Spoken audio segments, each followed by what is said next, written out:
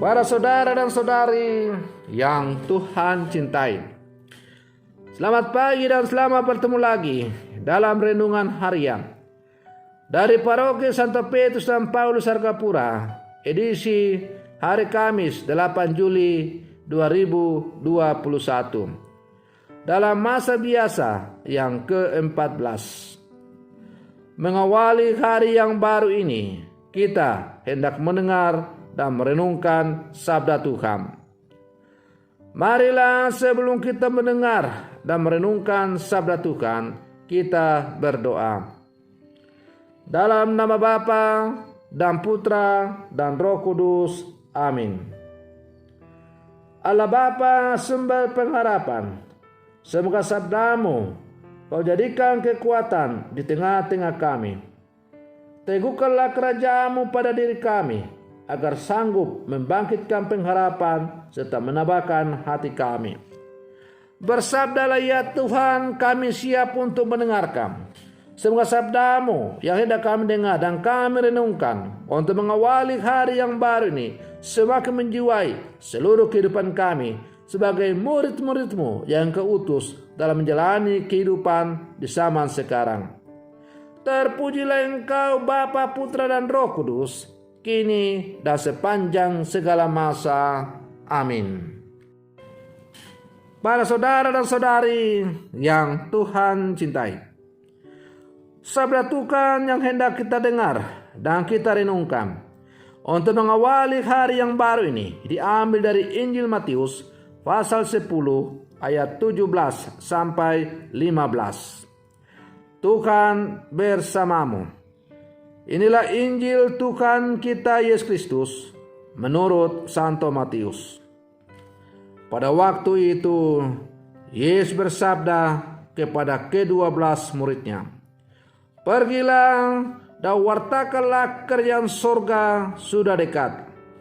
Sembuhkanlah orang sakit, bangkitkanlah orang mati, tahirkanlah orang kusta, usirlah setan-setan. Kamu telah memperolehnya dengan cuma-cuma. Karena itu berikanlah pula dengan cuma-cuma. Janganlah kamu membawa emas atau perak atau tembaga dalam ikat pinggangmu. Janganlah kamu membawa bekal dalam perjalanan. Janganlah kamu membawa baju 2 helai, kasut atau tongkat, sebab seorang pekerja patut mendapat upahnya. Apabila kamu masuk kota atau desa, carilah di situ seorang yang layak dan tinggallah padanya sampai kamu berangkat. Apabila kamu masuk rumah orang, berilah salam kepada mereka. Jika mereka layak menerimanya, salammu itu turun atasnya. Jika tidak, salammu itu kembali kepadamu.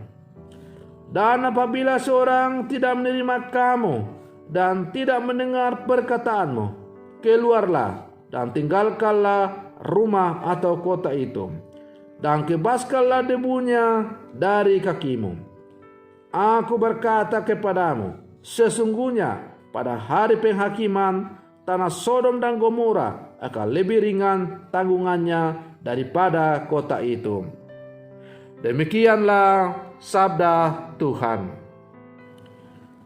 Para saudara dan saudari yang Tuhan cintai, dalam bacaan Injil yang kita dengar hari kemarin, kita telah mendengar cerita tentang Yesus yang memanggil 12 orang murid dengan menyebut mereka masing-masing sebagai tanda bahwa panggilan itu bersifat personal. Dalam bacaan Injil hari ini, kita mendengar tentang Yesus yang mengutus ke-12 muridnya itu. Perutusan para Yesus ialah menirukan apa yang diwartakan dan dikerjakan oleh Yesus, yakni menyatakan kepada sesama bahwa kerajaan sorga sudah dekat. Pewartaan itu tentu bukan sekedar seruan kata-kata, melainkan juga suatu kesaksian hidup. para murid diutus menampilkan hidup mereka sebagai tanda hadirnya kerajaan kasih Allah di dunia ini. Para saudara dan saudari yang Tuhan cintai, untuk melengkapi tugas pewartaan Injil para murid ini, maka Yesus melengkapi para murid dengan kuasa-kuasa. Mereka diberi kuasa untuk menyembuhkan orang sakit, membangkitkan orang mati, mentahirkan orang kusta, mengusir setan-setan dalam namanya. Yesus meminta supaya karena kuasa-kuasa ini telah diterima dengan cuma-cuma dari Tuhan sebagai anugerah semata-mata, maka hendaklah pewartaan kerajaan Allah dengan membebaskan orang-orang dari belenggu-belenggu yang mengikat mereka juga diberikan dengan cuma-cuma. Para saudara dan saudari yang Tuhan cintai, cara pelaksanaan pewartaan ini digariskan oleh kenyataan tersebut. Mereka tidak menerima kasih Allah, mereka telah menerima kasih Allah itu secara cuma-cuma. Maka mereka pun diharapkan bisa menyampaikannya dengan secara cuma-cuma. Maka tak ada yang namanya komersialisasi pewartaan firman Allah, dan yang ada adalah pelayanan firman. Para saudara dan saudari yang Tuhan cintai, supaya para murid dapat menjalankan tugas pewartaan dengan penuh tanggung jawab, fokus pada tugas pewartaan, maka Yesus menuntut itu totalitas di dalam pelayanan.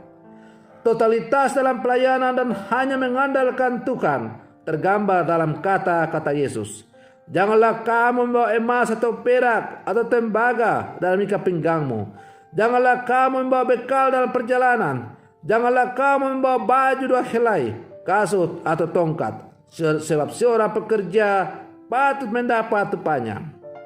Para saudara dan saudari yang Tuhan cintai, itu tidak berarti bahwa para pelayan-pelayan itu atau para murid itu tidak membutuhkan makanan, pakaian, dan lain-lain.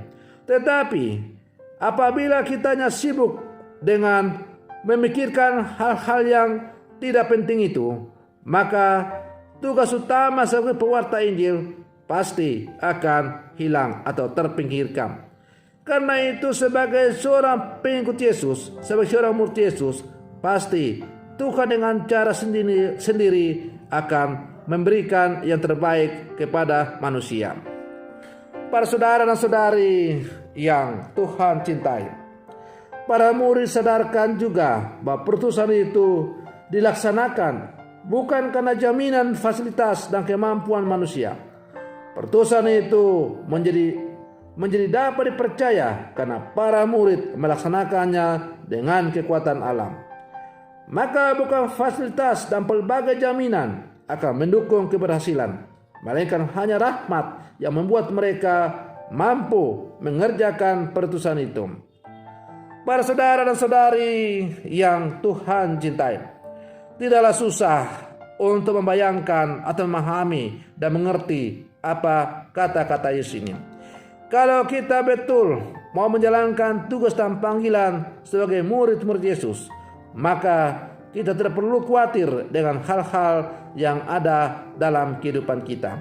Karena Tuhan dengan caranya sendiri pasti akan memperlengkapi apa yang kurang dalam diri kita masing-masing.